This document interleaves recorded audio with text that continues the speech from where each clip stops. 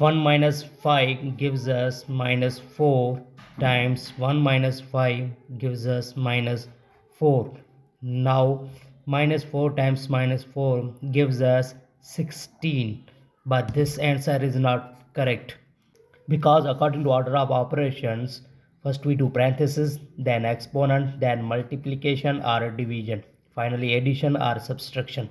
Remember that in multiplication and division have a equal priority, and we have worked from left to right. Same applies addition and subtraction from left to right. So in this expression, inside the parenthesis one is parenthesis, or inside the parenthesis subtraction. So we do first parenthesis 1 minus 5, here 1 minus 5, inside the parenthesis 1 minus 5 gives us minus 4. Now we write 1 minus 5 times minus 4. Now here is subtraction and multiplication. So first we do multiplication.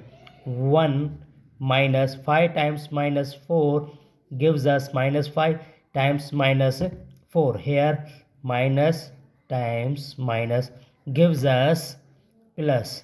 Then 5 times 4 gives us 20. The final answer is 1 plus 20 gives us 21. This is a right answer.